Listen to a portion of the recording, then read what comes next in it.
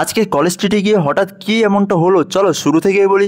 তো সবার প্রথমে গরমে আমি আর রিতম গেছিলাম একটু কলেজ স্ট্রিটে বই কেনার জন্য, কারণ সামনেই আবার সেমিস্টার চলে আসছে আর সত্যি কথা বলতে গেলে গ্র্যাজুয়েশনটা একটু ক্যাজুয়ালি নিচ্ছিলাম, তাই ভাবলাম এসব বাদ দিয়ে বই কিনতে হবে। আর তারপর সবার প্রথমে সেন্ট্রাল নেমে মেডিকেল কলেজের ভিতর থেকে বেরিয়ে হঠাৎ করে এটি দেখে কেমন জানি একটা লেগে উঠলো।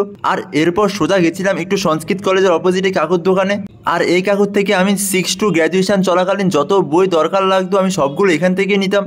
আর সবগুলো বই বের করার পর সেগুলো দেখছিলাম সব ঠিকঠাক আছে নাকি। আর এগুলো দেখে ওর নাকি মাইক্রো ইকোনমিক্সের পেপার কিনতে হবে মাইক্রো করার জন্য এক্সামে, আর সেটি কিনে প্রিন্সেপ ঘাটে নাকি ওর ফটোশ্যুটের প্রজেক্ট আছে। তাই বাসে করে বাসের হোস্টেসকে দেখে আমরা হাওড়ায় পৌঁছে সেখান থেকে লঞ্চের টিকিট কেটে বাবুঘাট গেলাম।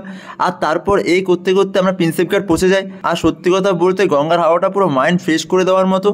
আর এরপর সেখান থেকে কাজ ছেড়ে একটা চিপস কিনে ট্রেনের জন্য অপেক্ষা করছিলাম। আর এরপর ট্রেনে করে রাতের গঙ্গা থেকে আমরা ফাইনালি টালিগঞ্জ স্টেশনে এসে পৌঁছাই। আর তারপর মেট্রো করে বাড়ির দিকে যাই। ব্লগ শেষ।